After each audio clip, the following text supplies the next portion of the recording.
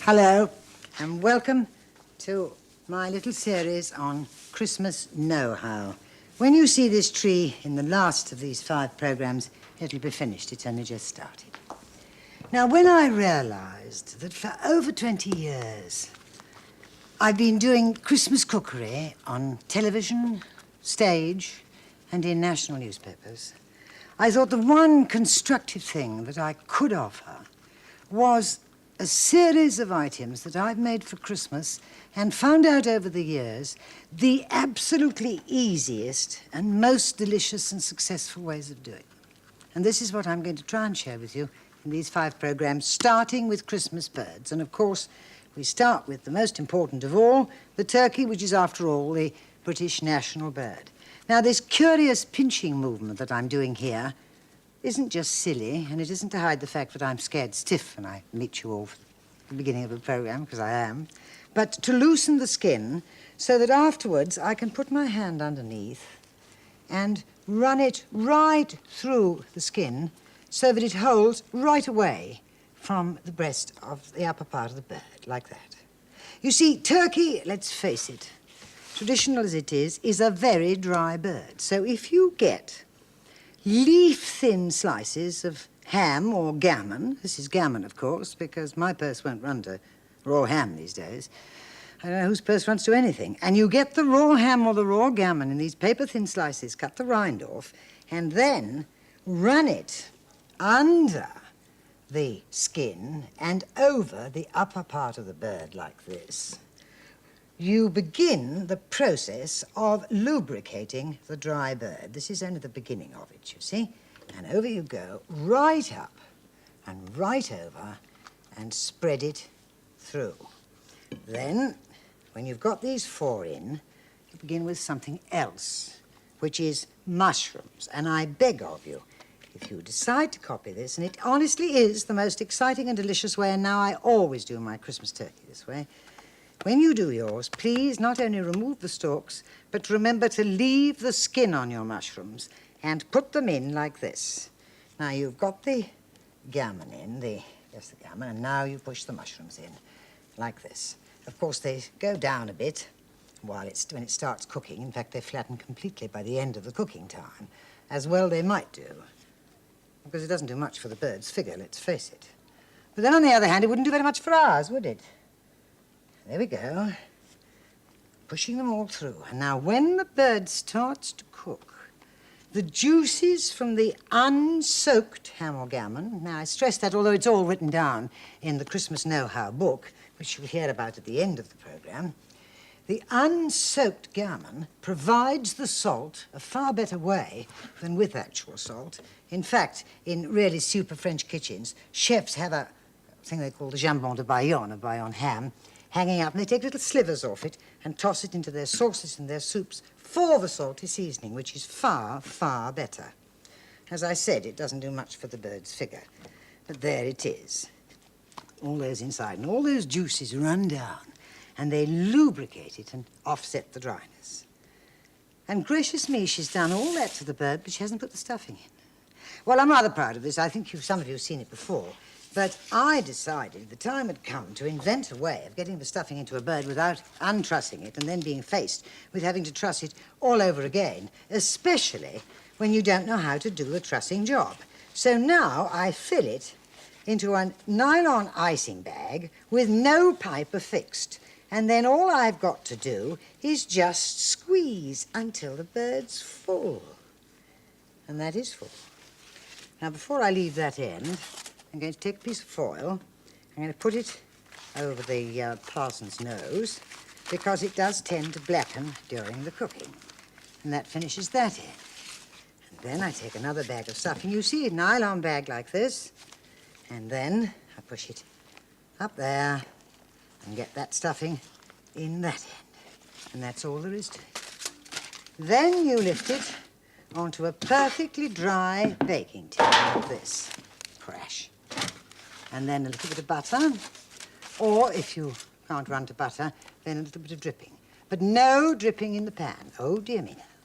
Because you see, if you do this, then you can pour good bone stock all round in the meat baking tin, and then you make the beginnings of a most beautiful sauce, gravy, jus, whatever you like to call it, because all the other juices run into that as well, and like that it gets baked at gas mark 4. There you are, my darling. Here's my Sarah again to help me. Gas mark 4, at least 1 shelf below centre, and you give it half an hour for the first pound and 20 minutes for every pound thereafter. Now there, instead, is a Christmas goose. The kind of thing, you know, that the maiden aunt that you always have because she's lonely on Christmas Day, or some other elderly lonely person, says, oh, I can't eat goose because, you see, it does repeat so. Well, this way, it never repeats on anybody because you get rid of all this extra fatty substances, and I'll tell you exactly how it happens. You prod it all over. You think of somebody you've never really liked. I'll let that go for the moment and then pick it up again in a minute. Prod it all over. Think of somebody you've never really liked, but you're too well-bred to say what you think of them, so you take it out on the goose until it's stabbed all over. Then you put the rack back, and then, beastly job this, you dip your hands into thin honey, and you coat the goose all over.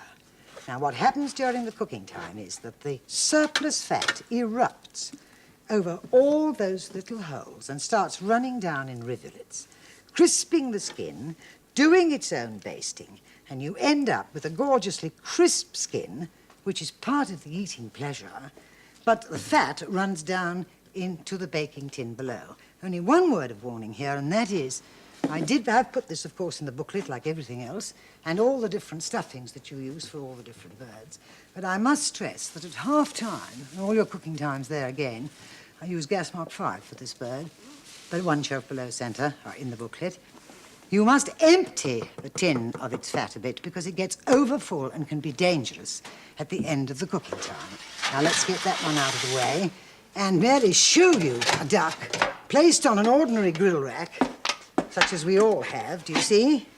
And you do a duck in precisely the same way as a goose, only you don't cook it for so long, but it's the same old thing. Stab it all over with the fork, rub it with the thin honey, and leave the pan absolutely dry for the fat of the duck to accumulate the same as the goose.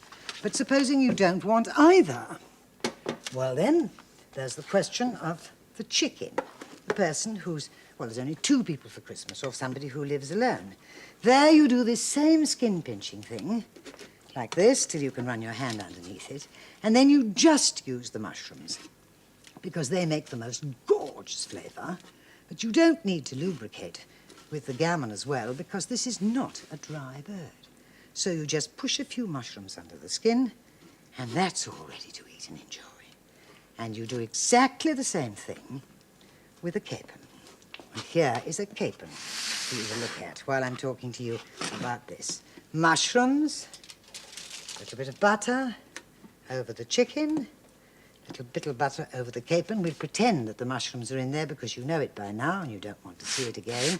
And with both these, the same trick, only a little butter, and then the jus, the bone stock that you've made separately, poured into the pan so that it draws in all the juices of the roasting bird and makes your sauce for you without any trouble. And now, let's draw breath. Let me wipe my hands clean because I want to tackle the thing that men infuriate me over most.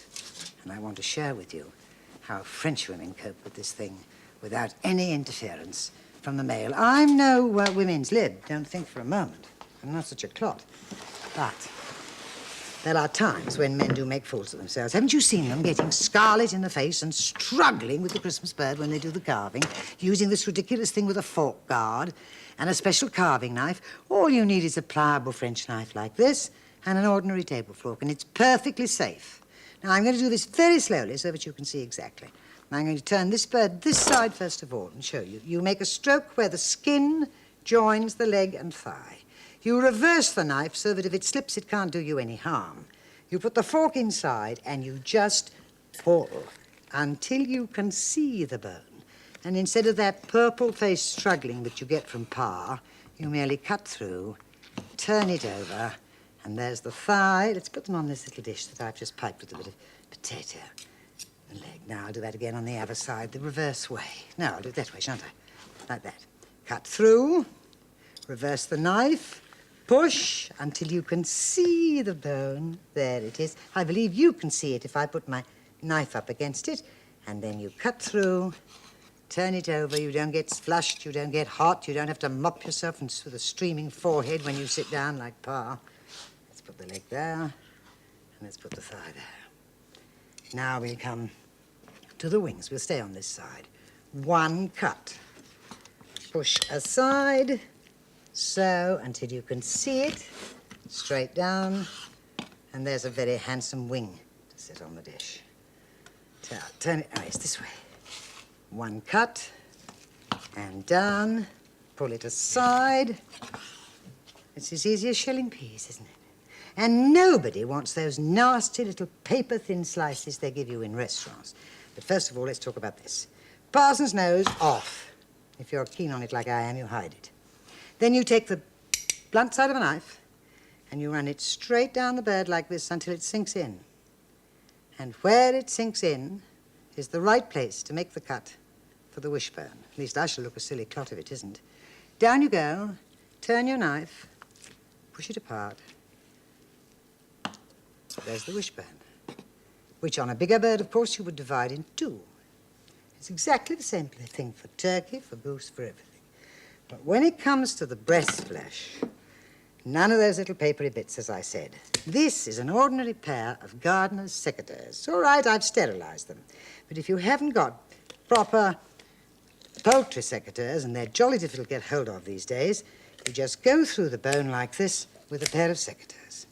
And then snip it off round there, like that. Think of this for a moment as a really big one, and I'm going to take both of them off for you to see. And you see, it's so quick. Actually, we've timed me on this, and if I'm not talking, you can carve a chicken completely in 3.5 minutes. Now then, make an incision there. Make an incision there. And everybody gets a lovely fat lumpy bit instead of those beastly bits tasting of the knife. Then take your secateurs and snip through the bone. One. I did scrub my hands before I started. And snip through there, snip through there, and snip through there. Now, isn't that much easier? And that is my whole aim and object in these programs, to share with you the ways that I have found that life is easier for the housewife, because, you know, it's my considered opinion that Christmas is just about slave labor for the woman. We shall deal with the question of nitty mince pies, because I got fed up with those. Men hate them anyway. We shall deal with the question of saving time on that. We shall deal with the question of saving time over the Christmas pudding, over everything, in fact. And now, before I go, just to show you what happens to the mushrooms, Sarah and I, there's your presentation dish. Sarah and I roasted a chicken with the mushrooms underneath, and there they are, do you see? All beautifully moistening the bird and sitting shrunk completely. Its shape has come back again, ready for you to carve it. Thank you so much for watching. Next time, we're going to revive the lovely, old-fashioned, round Christmas pudding.